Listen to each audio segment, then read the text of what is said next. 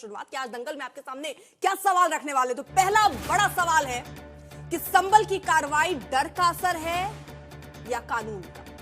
दूसरा बड़ा सवाल है संभल में अवैध निर्माण इतने साल से आखिरकार कैसे चल रहा था, कैसे फल फूल रहा था, कैसे इतना बड़ा साम्राज्य बन गया। तीसरा बड़ा सवाल है कि क्या यूपी में हर जगह संभल की तरह ही एक्शन होगा, या जो आरोप विपक्ष लगाता है कि कुछ चुनिंदा जगह हैं बस उन्हें चुना जाता है, क्या वाकई ऐसा है। इन्हीं सवालों पर आज हम बहस की शुरुआत करेंगे। लेकिन अजीज खान साहब, आपके साथ शुरुआत करना चाहूंगी और मेरा पहला सवाल आपसे यही है कि जो संभल की कार्रवाई है डर का असर है या कानून का।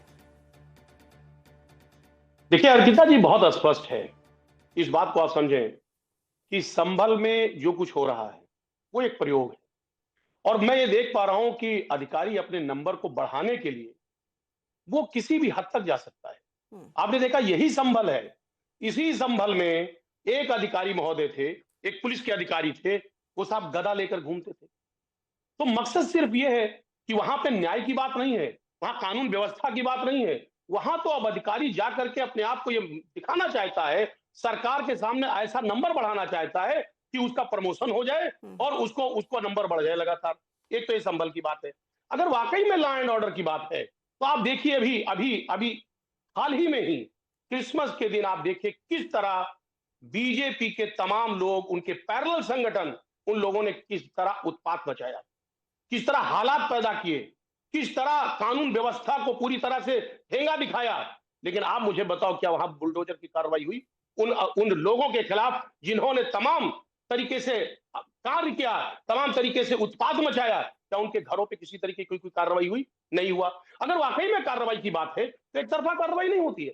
कार्रवाई तो कोई भी अपराधी हो, कोई भी शख्स अगर कानून के खिलाफ काम करता है तो उसके घर को भी बुलडोज करना चाहिए। अभी कब सिरप का ठीक है अजीज खान साहब, ठीक है, थोड़ा सा पहले जो आपने बातें उठा दी जरा उन पे ही मैं स्पष्टीकरण और कुछ सवाल आपसे दागना चाहती हूँ। आपने पहली बात कही कि अधिकारी खुश करने की कोशिश कर रहे हैं सरकार में मौजूद लोगों को, है ना? जी। अच्छा, जब आपकी सरकार थी तो उस समय जो अधिकारी थे वो भी आपकी सरकार को खुश करते थे? देखिए हमारे यहाँ लॉ एंड ऑर्डर था। नहीं, इसलिए सर, क्योंकि आपकी कानून सरकार का में राज था, जवाहर बाग, कानून का राज था। जवाहर बाग, रामपुर ले लीजिए, जौहर यूनिवर्सिटी, अवैध खनन, कई ऐसी रिपोर्ट सामने आई जिसमें दिखा कि कैसे फलता फूलता चला गया। और अगर ये संभल का ही मुद्दा ले लीजिए सर, 25 साल पुराना, 25 साल पहले यहाँ अवैध कब्जा हो गया, उस समय किसकी सरकार थी? उस समय कौन सा अधिकारी आपकी सरकार को खुश कर रहा था? देखिए अर्पिता जी, यही तो सवाल है कि जो नैरेटिव सेट किया जा रहा है, जो नैरेटिव गढ़ा जा रहा है कि साहब आप बताइए, रामपुर में एक यूनिवर्सिटी के बारे में किस तरह नैरेटिव सेट किया गया, जहां पर शिक्षा का एक मंदिर है। आज ये सरकार नहीं चाहती लोगों को शिक्षा मिले। अच्छा, तो कहीं ना कहीं नैरेटिव सेट करके वो एक अलग तरीके के परिदृश्य को पैदा क्या करना हाल था वहां न जाते हुए मैं जरा आपको यहीं ले चलूं। यहाँ आप कह रहे हैं यहाँ भी मदरसा था सर, मदरसा खाली पड़ा है, वहां दुकानें बन जाती हैं, उनसे किराया लिया जा रहा है, और आप कह रहे हैं कि नैरेटिव सेट किया जा रहा है। देखिए मैं अर्पिता जी वही तो कहना चाह रहा हूं, वही तो आपको समझना है कि पूरे उत्तर प्रदेश में तमाम मदरसे आज चिन्हित किए जा रहे हैं। आज से नहीं चल रहे, आज से नहीं चल रहे, और वो सही जगह चल रहे हैं, सही तरीके से चल रहे हैं। लेकिन सरकार चिन्हित करके एक विशेष वर्ग को खुश करने के लिए, इस तरह की कार्रवाई कर रही है। लेकिन सच ये है, आज सरकार जो असली मुद्दे हैं देश के, उसे भटकाना चाहती। उत्तर प्रदेश में तमाम समस्याएं हैं, तमाम बड़ी बड़ी प्रॉब्लम्स हैं, वो चाहती नहीं है, सरकार नहीं चाहती है कि उन समस्याओं पर चर्चा हो। इसलिए वो मंदिर, मस्जिद, हिंदू और मुसलमान, इस तरीके के मुद्दे को ला करके कहीं ना कहीं एक बड़ा रूप देना चाहती सरकार नहीं चाहती है। आज महंगाई पर चर्चा हो, उत्तर प्रदेश का ही लॉ एंड ऑर्डर आपके हिसाब से ये दोनों नहीं गंभीर है, लेकिन उस पर वो चर्चा नहीं करना चाहती, उस पर वो बात नहीं करना चाहती। अजीज खान साहब जी, मैंने आपसे पहले ही सवाल पूछा था कि डर का असर है या फिर कानून का। आपके हिसाब से दोनों नहीं है?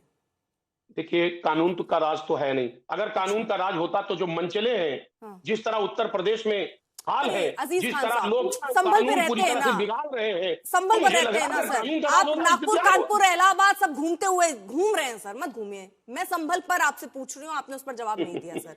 मैं आप कह रहे हैं नैरेटिव सेट किया जा रहा है। सर मैं आपको बता रही हूँ, कोर्ट के आदेश के बाद फिर प्रशासन की ये कार्रवाई है। जहां पर भी अवैध हो रहा है, आप देखिए, अगर मैं आपको आंकड़े भी दूं तो 350 से ज्यादा ऐसे धार्मिक स्थल हैं सर, जिसमें सिर्फ ऐसा नहीं है कि मदरसों को चिन्हित किया गया। अगर आप चाहेंगे तो मैं आपको अभी उदाहरण के तौर पर बता दूंगी कितने मंदिर हैं और कहां से मंदिर भी जो अवैध तरीके से बनाए गए थे और विकास में रोड़ा डाल रहे थे या अवैध तरीके से कब्जा था, उन्हें भी हटाया गया है सर। लेकिन वहां कोई इतना चिल्ला नहीं रहा है ना, इतना चीख नहीं रहा है ना, उसमें धर्म ले आ रहा है। आप क्यों हर जगह धर्म ले आ रहे हैं? फिर आप कह रहे हैं हिंदू मुसलमान तो ये करते हैं। देखिए अर्पिता जी, यही तो मैं कहना चाह रहा हूं। ये सरकार चाहती है चर्चा हो, ये सरकार चाहती है कि मस्जिदों की बात हो, ये सरकार चाहती है कि मदरसों की बात हो, क्योंकि जब मस्जिद और मदरसों की बात होगी हो जाती तो है। इनका वोट बैंक इकट्ठा होगा। अगर आप ये कह देते हैं कि यहाँ इकट्ठा कानून होगा का राज और ये है, वोट बैंक कानून के इकट्ठा आधार पर करने के जहां अलावा जो गलत मिलेगा उस पर कार्रवाई होगी, खत्म हो जाता। आप मत दीजिए हवा ना। आप तो इसमें हिंदू मुसलमान कह रहे हैं, आप कह रहे हैं टारगेट कर रहे हैं मदरसों को टारगेट करके वहां कार्रवाई कर रहे हैं। ये कौन ला रहा है सर चर्चा में? अगर सच का परीक्षण किया जाए तो कार्रवाई हर तरफ होनी चाहिए। आज उत्तर प्रदेश की जो स्थिति है, उस स्थिति को देखते हुए तमाम कार्रवाई की जरूरत है, लेकिन ऐसा नहीं हो रहा है। सर ये जो कार्रवाई हुई है ये ठीक हुई है नहीं ठीक है? खास कम्युनिटी को टारगेट करके साहब ये जो कार्रवाई हुई है ये ठीक है या नहीं ठीक है? एक शब्द में बता दीजिए मुझे। देखिए मैं आपको बताऊं कि ठीक है और नहीं ठीक है, मैं क्या फैसला करूं इसको? मैं क्या फैसला कर सकता हूं? लेकिन सच ये है, ये फैसला हम नहीं कर सकते, सरकार को फैसला करना चाहिए कि इस प्रदेश का जो मुखिया है उसको ये देखने की जरूरत है कि सच्चाई क्या है। उसके सामने सभी पक्ष हैं और सभी पक्ष के साथ उसे बराबर का न्याय करना चाहिए। एक तरफा कोई कार्रवाई नहीं होनी चाहिए। तो आप खुल के कह दीजिए ना कि सर ये एक तरफा हो रही है। मतलब आप ना हाँ में है ना में है, बीच का रास्ता हम चुनेंगे नहीं। हम बीच का रास्ता नहीं चुन रहे मैडम, सच्चाई ये है कि आप देख रहे हैं उत्तर प्रदेश में। समझ गई सर, जरा ग्राउंड पर लिए चल रही हूँ मैं दंगल में। अब जरा अभिनव हमारे साथ है, अभिनव माथुर हमारे सहयोगी हैं, जरा ग्राउंड पर लिए चल रही हूँ। अजीज साहब आप भी मुस्कुरा रहे हैं क्योंकि जब मैंने आपसे कान पर सवाल पूछा तो आप नागपुर निकल गए, नागपुर पर पूछा तो आप इलाहाबाद निकल गए। सर ये जो आप निकले हैं ना, खैर अभिनव वहां पर जरा स्थिति बताइए, उसके बाद रोहन गुप्ता आ रही हूं मैं।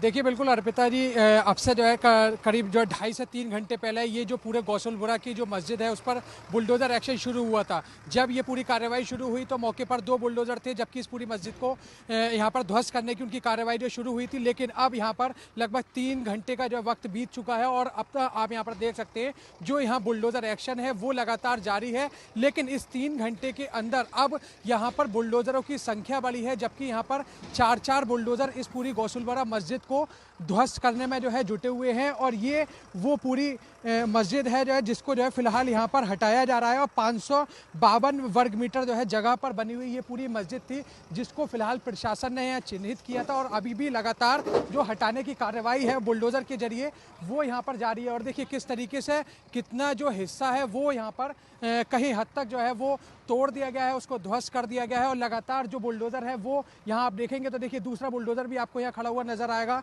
जो मौके पर यहाँ जो इस वक्त खड़ा है। और इसी के साथ देखिए यहाँ आप देखेंगे तो देखिए भारी पुलिस फोर्स की मौजूदगी है। असमोली थाना पुलिस के साथ ही तकरीबन 3 थानों की पुलिस फोर्स अभी मौके पर मौजूद है, जो कि पूरी तरह से जो है जो सुरक्षा व्यवस्था में है लगी हुई है। किसी तरह की कानून व्यवस्था यानी लॉ एंड ऑर्डर डिस्टर्ब ना हो उसमें लगी हुई है। और देखिए अंदर की जो तस्वीरें हैं अभी ये वो पूरी मस्जिद है जहाँ आपसे कुछ देर पहले तक जो इसका स्ट्रक्चर था वो यहाँ पर खड़ा हुआ दिखाई दे रहा था। लेकिन काफ़ी हद तक जो ये मस्जिद है वो अभी मलबे में तब्दील हुई है। लेकिन अभी बुलडोजर एक्शन जो मौके पर है वो लगातार जारी है। और आप यहाँ देखेंगे तो देखिए ये वो सीढ़ियाँ हैं जिसको आपसे कुछ देर पहले तक ये बनी हुई थी, लेकिन अब किस तरह से जो पूरे मलबे में तब्दील होनी जो ये पूरी मस्जिद है वो शुरू हो चुकी है। और अभी जो एक बड़ा चैलेंज प्रशासन के सामने है, देखिए ये जो स्ट्रक्चर है ना ये सामने वाला, ये किस तरह से गिराया जाए, कोई हादसा ना हो, इन सारी चीजों को ध्यान रखते हुए एक चीज बताइए। कह रहे हैं मदरसों को चुना जा रहा है, तहसीलदार कह रहे हैं कि वहां मदरसों में खाली पड़े हैं, कुछ नहीं हो रहा है। आप तो वहीं ग्राउंड पर ही रहते हैं, ग्राउंड से ही रिपोर्ट भेज रहे हैं, क्या स्थिति दिखती थी आपको? देखिए बिल्कुल जो सलेमपुर सलार उर्फ हाजीपुर में जो बना हुआ मदरसा था उसको लेकर के जब प्रशासन से बातचीत की गई तो उनका सीधे तौर पर कहना था कि 1500 वर्ग मीटर में से 1339 वर्ग मीटर पर अवैध रूप से कब्जा किया गया और अवैध रूप से ही उस पूरे मदरसे को संचालित किया जा रहा था। और उसी को लेकर के जो प्रशासन ने चिन्हित करने की कार्रवाई सितंबर महीने में जो की थी, उसके बाद मदरसे के जो मुतवल्ली थे उनको जो है नोटिस भी दिए गए, लेकिन मदरसे की तरफ से आपत्ति दाखिल करने की बात तो कही गई लेकिन कोई भी आपत्ति नहीं जो है दाखिल की गई, जिसके बाद एडमिनिस्ट्रेशन ने जो है ठीक उनको है। फाइनल नोटिस जारी किया था और उसके बाद ही ये पूरी कार्रवाई अंजाम यहाँ पर जो ठीक है, दी बहुत गई बहुत है। शुक्रिया और आपका, बहुत बहुत शुक्रिया जानकारी के लिए। और रोहन गुप्ता का रुख कर लेते हैं। रोहन, देखिए आरोप ये लगते हैं कि केवल एक खास वर्ग को टारगेट करने की कोशिश हो रही है, मस्जिदों को टारगेट करने की आप कोशिश कर रहे हैं। पूछा जाता है कि सिर्फ संभल में ही ऐसे एक्शन होंगे या और जगहों पर भी एक्शन, ऐसे ही एक्शन इतनी ही तेजी के साथ बुलडोजर वहां भी गरजेंगे? देखिए, मुझे लगता है अर्पिता जी, ये बुलडोजर एक्शन सिर्फ अवैध निर्माणों के खिलाफ नहीं है। ये बुलडोजर एक्शन जो तुष्टीकरण की 25 साल पुरानी राजनीति है उसके खिलाफ है। ये बुलडोजर एक्शन डर और भ्रष्टाचार का जो माहौल था उत्तर प्रदेश में उसके खिलाफ है। ये बुलडोजर एक्शन जो जिस प्रकार से एक तुष्टीकरण के चलते हुए आतंक और गुंडाराज का जो शासन उत्तर प्रदेश में रहा उसके खिलाफ, और इसलिए छटपटाहट विपक्ष में दिख रही है। आप क्यों इसको धर्म के साथ जोड़ रहे हैं? अवैध निर्माण है। सरकार अपना कार्य कर रही है, उसको संविधान अपने कॉन्स्टिट्यूशन के लॉ एंड ऑर्डर के तहत नोटिस दिया गया, उनको समय दिया गया। उसके बाद अगर कोई एक्टिविटी होती है तब आप उसको क्यों धर्म से जोड़ के देख रहे हैं? क्योंकि आपको किसी विशेष वर्ग को खुश करना है। मैं उसी का एग्जांपल दूंगा अर्पिता जी। यही काम जब कर्नाटक में कांग्रेस शासित राज्य में होता है तब कोई सवाल नहीं पूछता है, तब जो है राज्य सरकार ठीक काम करती है। तो ये दोगलापन नहीं चल सकता है। ये देश की जनता और उत्तर प्रदेश की जनता ये खुश क्यों है? आपको समझना पड़ेगा कि जनता जानती है कि जो पुरानी चीजें गलत हुई है, अगर आज उसको करेक्ट किया जाता है तो धर्म के आंचल में, तुष्टीकरण के आंचल में उसका विरोध करने वाले को जनता कभी भी वोट नहीं देगी। और फिर यही विपक्ष वोट चोरी के नारे लगा के रोड पे घूमेगा। उनको समझ ही नहीं कि जनता क्या चाहती है। जनता बिल्कुल चाहती है कि जिसका अधिकार हो उसका अधिकार मिले। अभी हमारे साथी समाजवादी पार्टी ने कहा कि नहीं, बुलडोजर चलाया जा रहा है किसको खुश करने के लिए। अरे कौन हिंदू खुश होगा?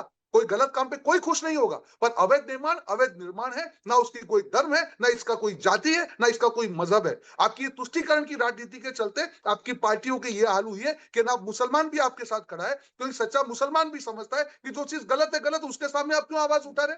और अगर आप आवाज उठा रहे तो फिर कर्नाटक में भी बोले। रोहन, सवाल इसलिए उठने लगते हैं क्योंकि स्पीड बुलडोजर की बढ़ जाती है वहां जहां पर मंदिरों की बात आती है, वहां पर, क्योंकि अगर आंकड़े भी देखिए तो उनको किस तरह स्थानांतरित कर दिया जाए, यानी उस जगह से हटाकर दूसरी जगह ले आया जाए, कैसे वहां पर धार्मिक आस्था किसी को आहत ना हो, चोट ना लगे, उसका आप लोग पूरा ख्याल रखते हैं। लेकिन यहाँ क्या उतना ही ख्याल रखते हैं या बुलडोजर में डीजल ज्यादा डालकर इनकी स्पीड बढ़ाकर छोड़ देते हैं? देखिए, बिल्कुल नहीं। मैं हमेशा एक चीज मानता हूं कि जब लॉ एंड ऑर्डर की अर्पिता जी बात हो तो लॉ एंड ऑर्डर अपना काम करता है। हमारा संविधान है, ये कोई बरमूडा लैंड नहीं कि कोई जो भी चाहे कर ले। आपके पास संविधान है, आपको लगता है कि कहीं कोई अवैध निर्माण है, आप बिल्कुल उसका नोटिस दीजिए, एक्शन होगा। तो आपको हर चीज में धर्म, आपने ही कहा स्टार्टिंग में कि जब ये नोटिस दिए गए तो उसमें मंदिर भी है, ऐसा नहीं कि खाली मस्जिद या वो है। आपको उसको आंचल करना है, क्योंकि आपको अपनी तुष्टीकरण की राजनीति करनी है। जो बने बैठे नेता हैं, ये जनता में ये इश्यू है ही नहीं। जनता खुश है, वो हिंदू मुसलमान हो, अवैध निर्माण है, पर ये बने बैठे नेता अपनी दुकान बचाने के लिए तुष्टीकरण की बात कर रहे हैं। और एक चीज अर्पिता जी, आखिरी चीज कहना चाहूंगा, ये मुद्दा सिर्फ अवैध निर्माण नहीं है। मैं आपको एक बड़े इशू पे लेके जा रहा हूं कि जब आतंकवादी पकड़े गए जिन्होंने मारा 8 हमारे निर्दोष लोगों को बम ब्लास्ट में मारा, उसको भी निर्दोष जो है भटका हुआ युवा कहा। इससे बड़ी तुष्टीकरण की बात क्या हो सकती? आतंकवाद में भी धर्म, अवैध निर्माण में भी धर्म, लॉ एंड ऑर्डर में भी धर्म, ये नहीं हो